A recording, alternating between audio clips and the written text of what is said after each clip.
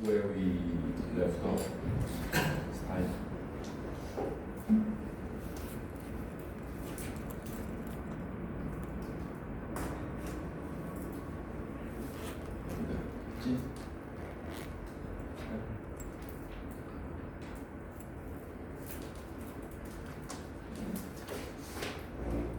So I want to begin with power, definition of power. Long-term power, maybe you can move here. Long-term power, as I mentioned last time. So, most important indicator, GDP as economic power, population, territory, geography and natural resources. We spent some time discussing these. So these are elements comprising, right, long-term power. But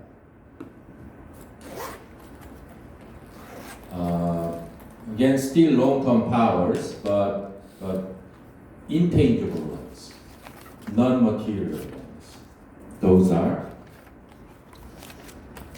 political culture and support from people, their patriotism, and education, people's talent.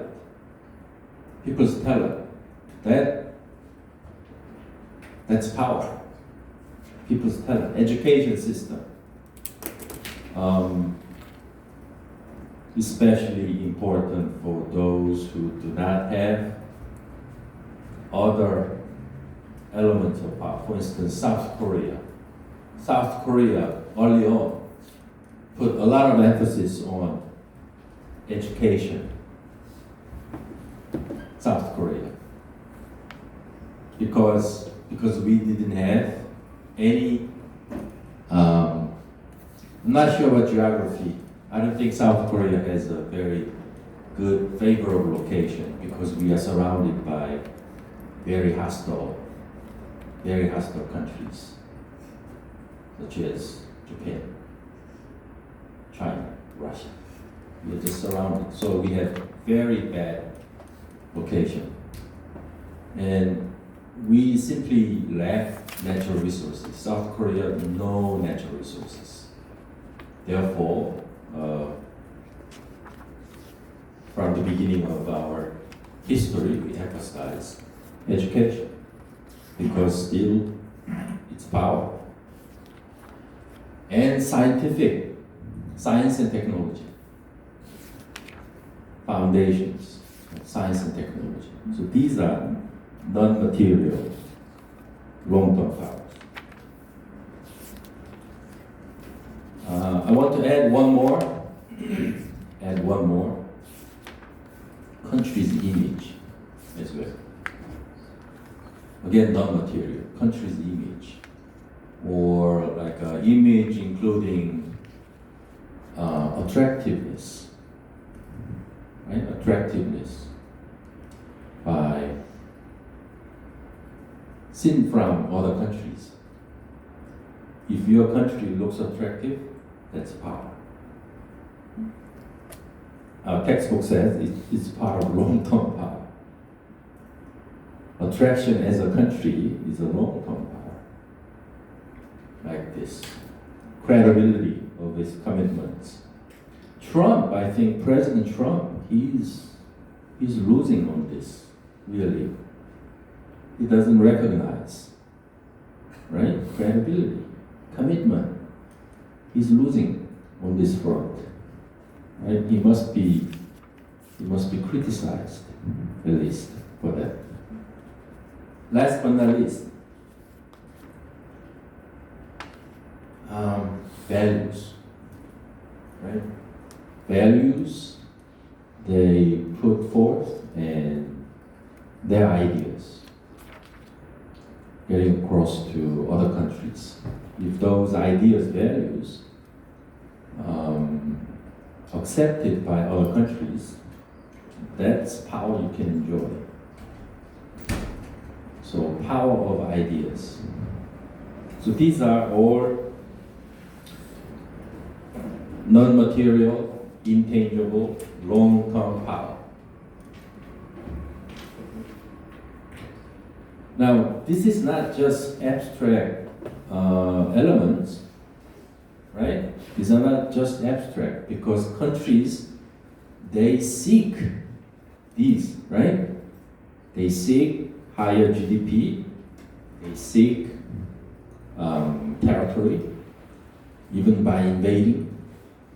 Population is becoming a problem for many countries because like in South Korea, birth rate declining rapidly. So South Korea is one of probably the most rapidly declining population country. That's a threat for South Korea. So population, territory, geography, natural resources. Those are material, tangible ones. Okay?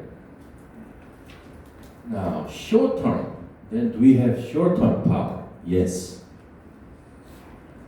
So in addition to those long term ones, we have short term ones. What's short term ones? Military power. Okay? Military power is the power that you can increase in a short duration of time by purchasing weapons, right? Purchasing weapons, developing weapons. You can do it relatively quickly. If not nuclear. Nuclear is a different story. If not nuclear, you can have those quite quickly. And science, right? Military science, military industrial complex must be developed.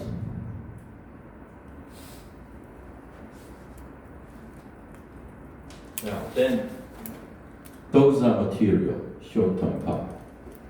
Material, tangible, short-term. Now, let me ask you this. Realists, they give priority to military power first. Realists, okay? Maybe liberals, they tend to give more emphasis to economic power. Although we will see short-term, long-term, economic power, military power, those are transferable. Okay? Mutually transferable.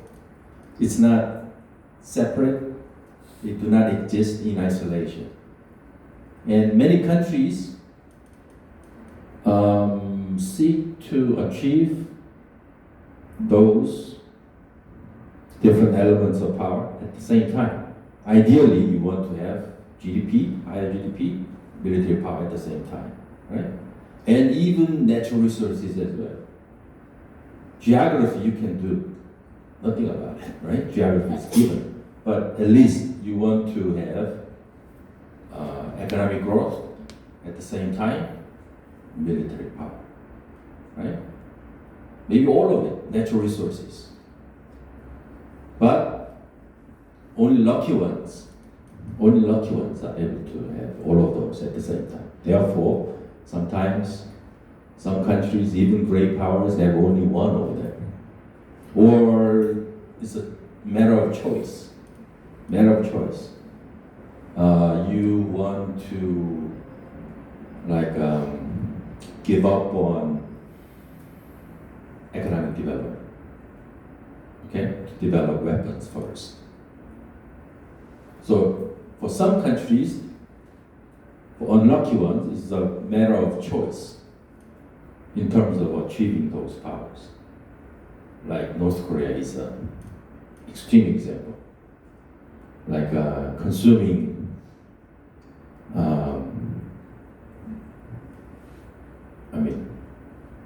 manufacturing and those goods for citizens. North Korea, they simply gave up on those. Then military first. That's North Korean choice because there's no other way. That's their choice, right? How about Russia? Russia is a long-standing great power. I think it's a great power, but they have military. They have abundant natural resources. But economically weak. That's Russia. America, probably all of it. Only America, all of it. Japan, economic power, militarily, artificially taken away, military power. Natural resources, almost zero. Japan, natural resources, almost zero. That's what Japanese power. I think, it's partially destined to have those, and some are imposed by America.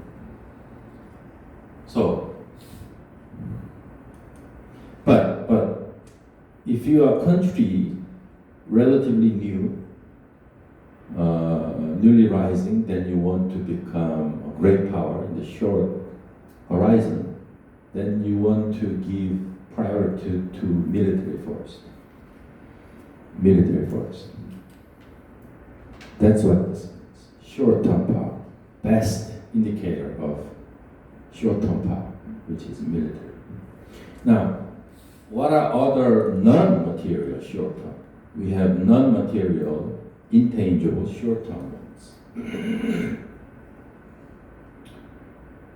Sorry, we have bureaucracy as well. That's short-term power. Legitimacy and support from your domestic constituents, citizens, your own citizens. So citizen support and government legitimacy. Short-term, important short-term non-material power. And support from your allies, neighbors.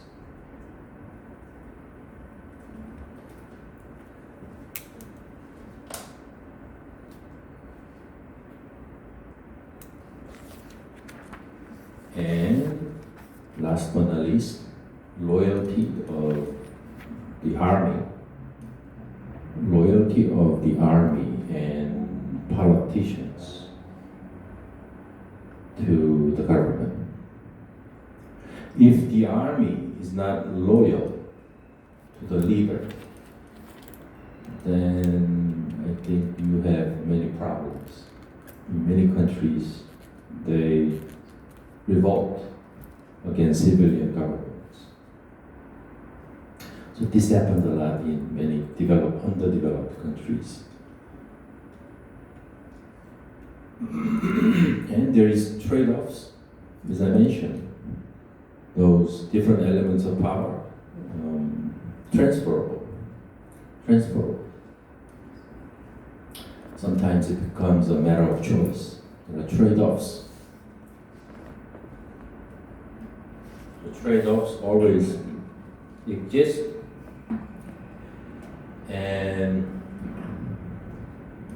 some power transferred later into different elements of power. But let me ask you this.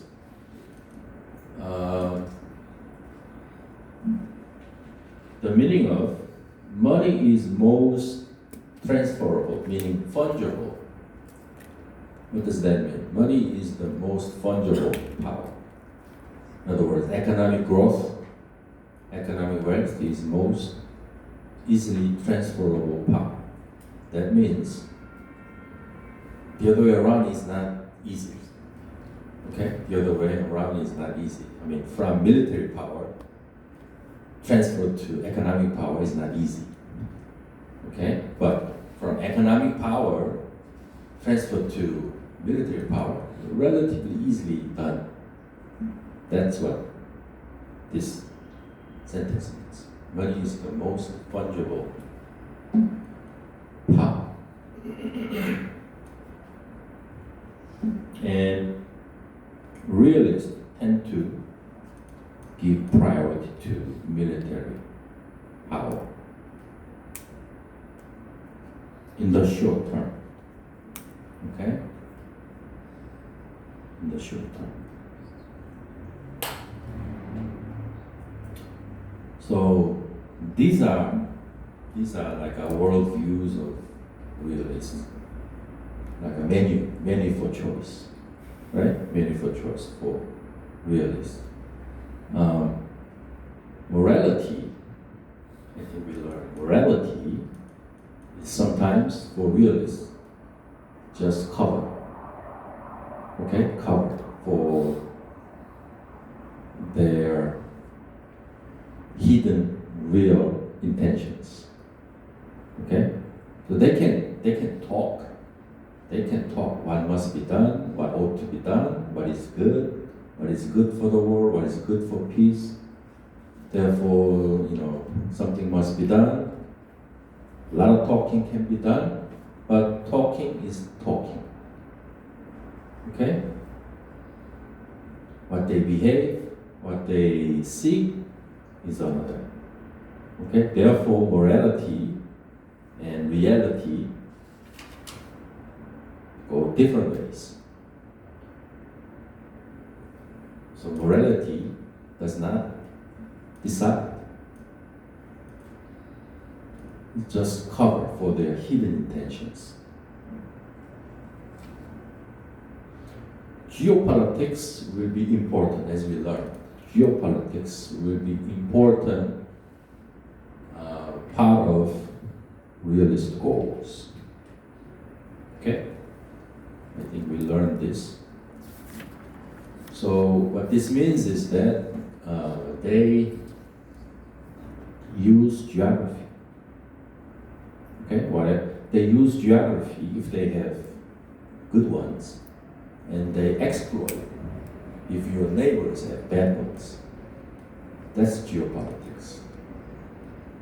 Okay, to maximize real power, right? To maximize your capabilities, other capabilities.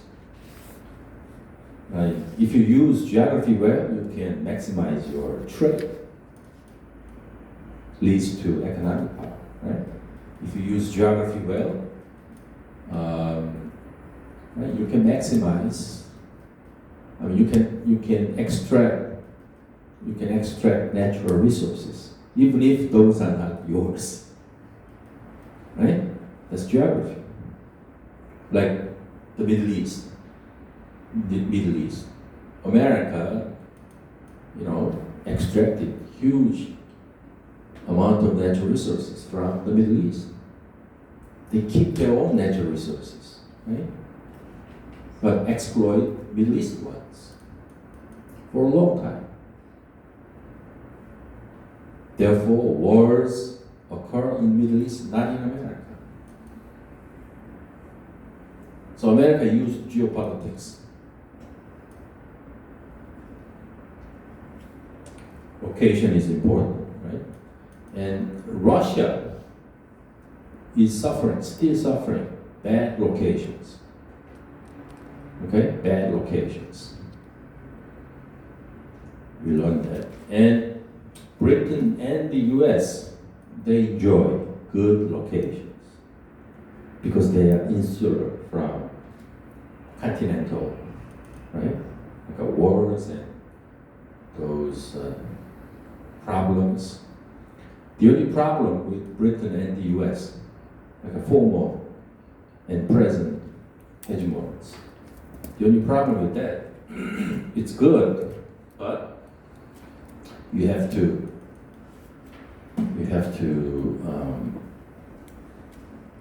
travel long distance to exercise your power. That's the only problem. In theory, power declines you go away from your home territory. But how could America and Great Britain realize their goals despite this long distance? Their naval power, naval operation, like submarines, for instance. Okay, submarines or aircraft carrier. Aircraft carrier is an extension of your home territory. Aircraft carrier. Missiles. So those are the weapons and technologies that cancels these problems. Now, so power definition done. Okay, power definition done. And once you learn these, I think what you have to do is to apply these. You have already done some of these. You apply these, like a different elements of power, to real examples. Okay?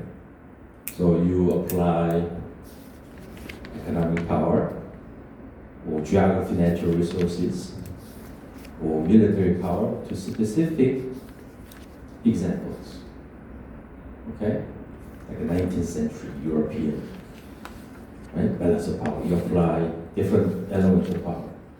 And I try to show how you do the geopolitical analysis last time, or energy analysis, natural resources analysis. It was just, example. Now,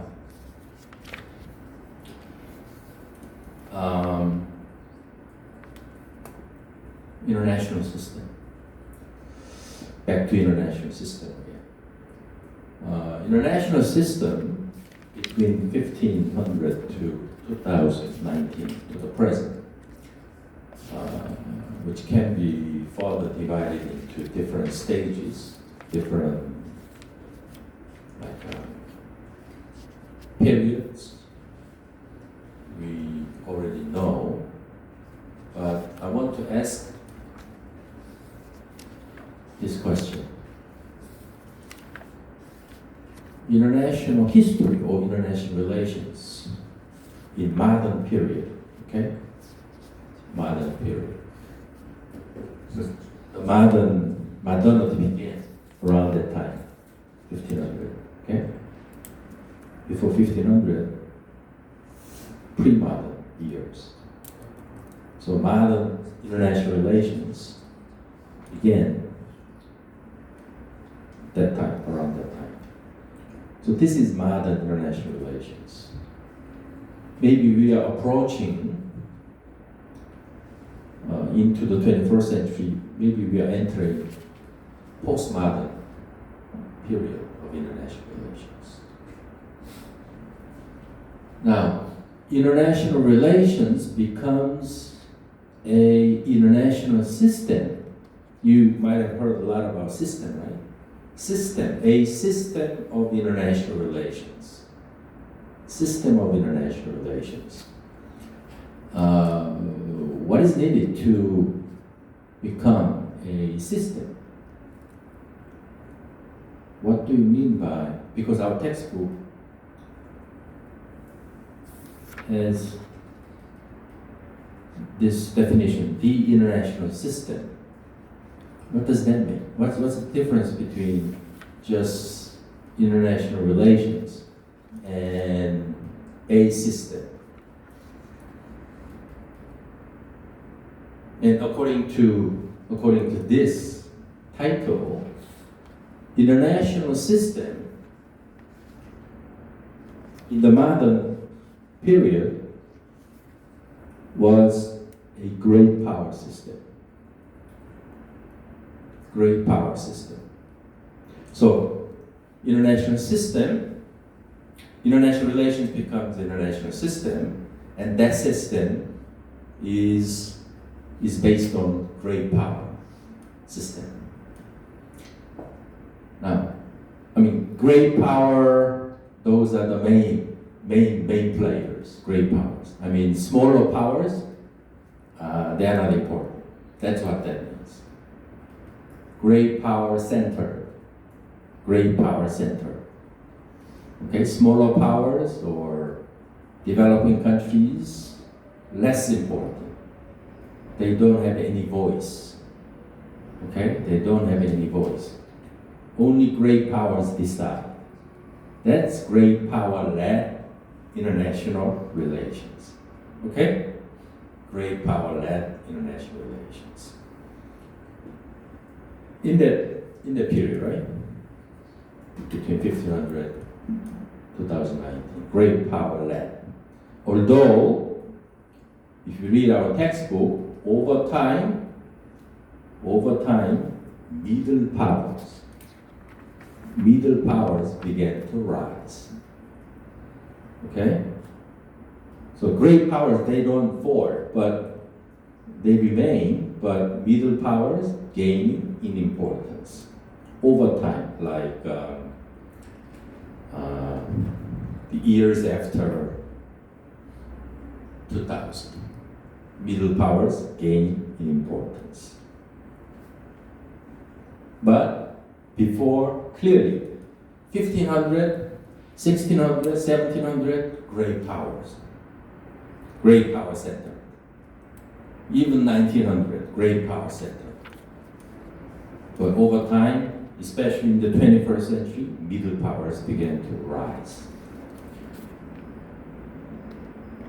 So power, over time, became dispersed.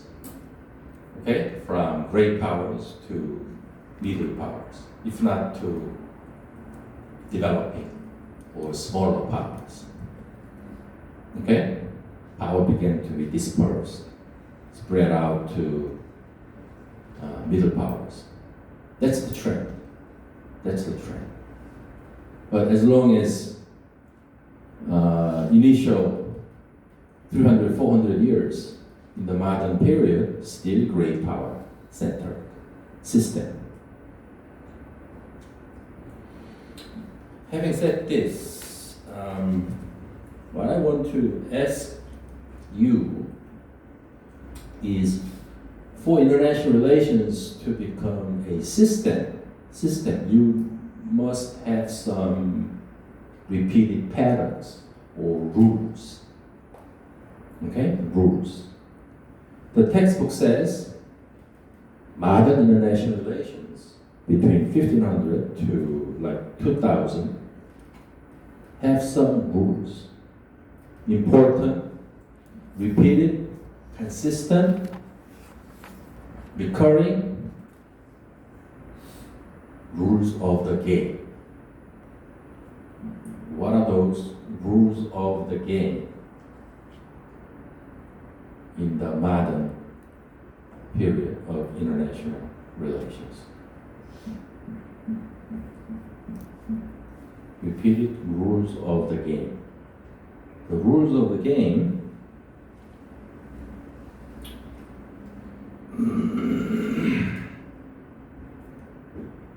system. Rules of the game in which states interact with each other within those rules. Okay? And those rules decide what constitutes a state.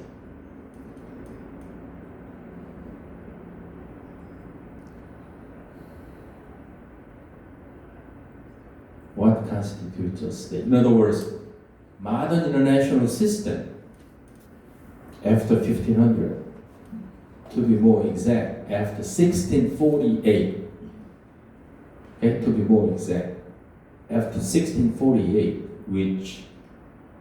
when the Treaty of Westphalia was signed off, that's the real beginning of modern international system. Now, the rules of the game decide, among other things, who is qualified to be a state. Non-state, they don't have access. Only states are allowed to join. Okay?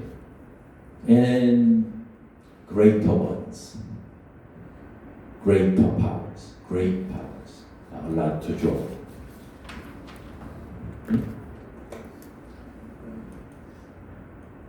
And those state members,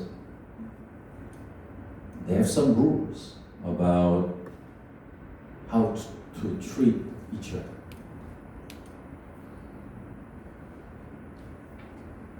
So there are rules of the game, and those rules are applied to only states. Only states, and those states happen to be great ones, powerful ones.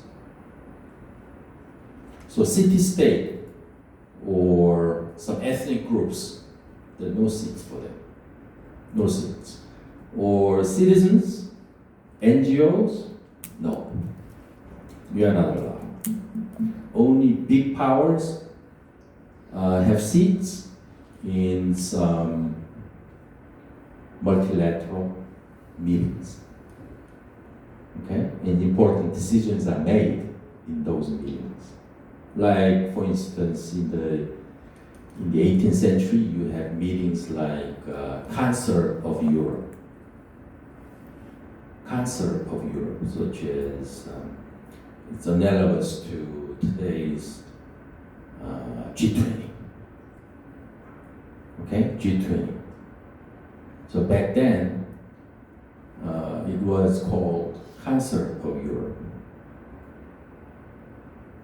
Okay, leaders from big European powers, they convene and discuss and decide. So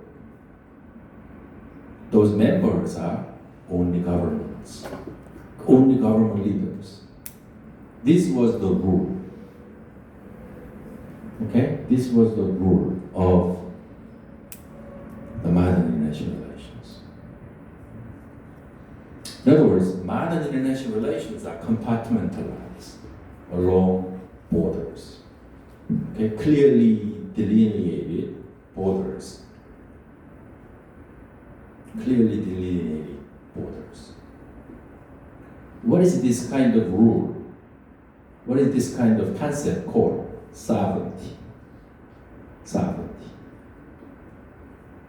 And those states or governments, they are not interfered with by other countries or by even Council of Europe. They don't have any voice on internal matters. This is sovereignty. Sovereignty.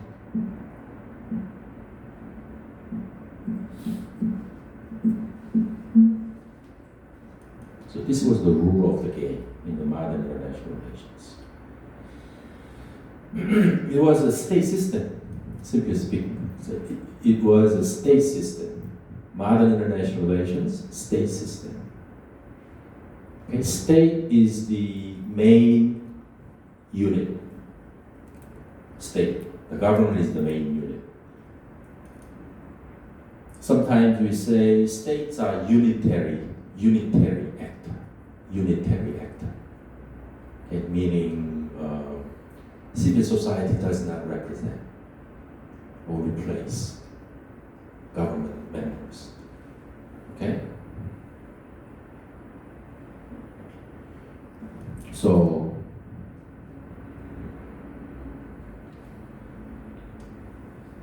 we have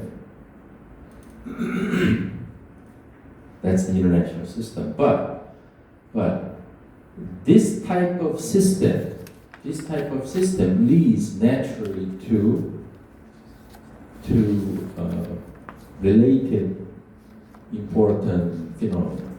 It's called anarchy. Anarchy. If the international system is led by only states,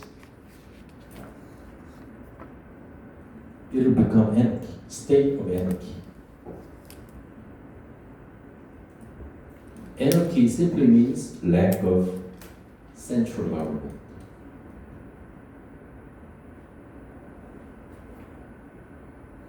As I mentioned, there is no higher authority beyond government, above the government, no higher authority.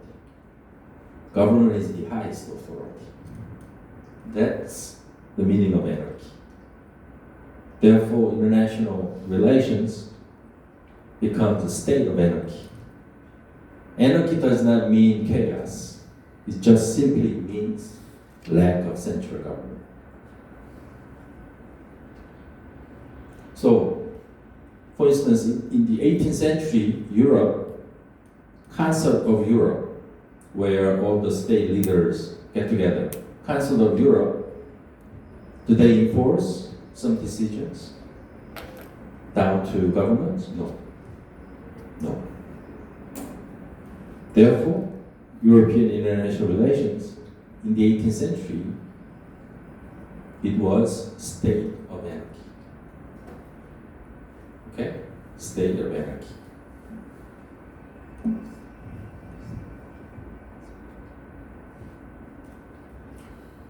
So, no central government, no world government.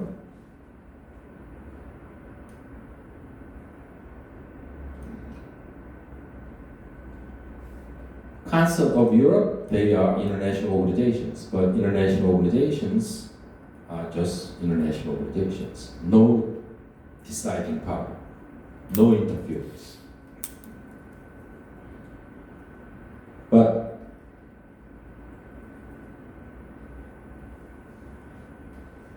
as I mentioned, anarchy does not mean chaos.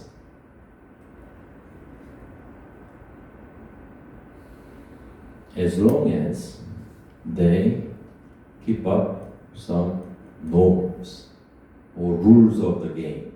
What are the rules of the game? No interference. Okay? As long as they stick to those rules of the game, war can be avoided. Most of the time, war was avoided, despite anarchy. Without central government, without world government, there was some semblance of stability and peace.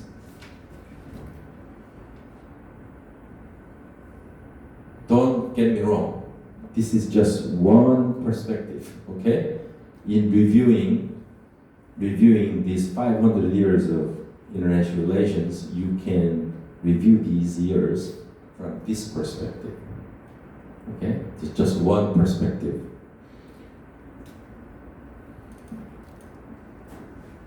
So sovereignty.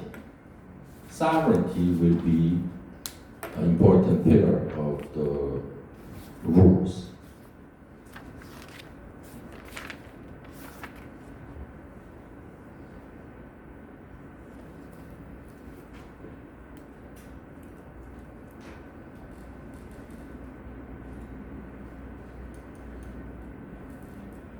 Same thing, no central government, no policing, monitoring can be done to punish effectively. Same goes.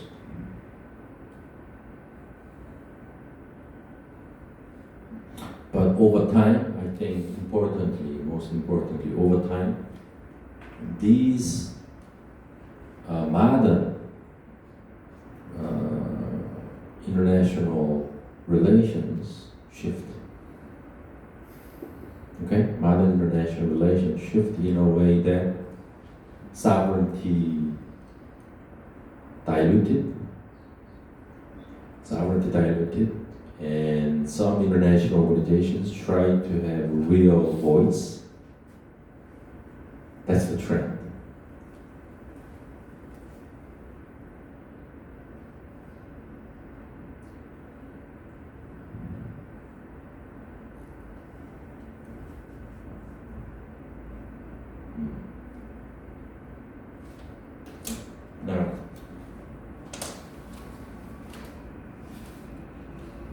as I mentioned,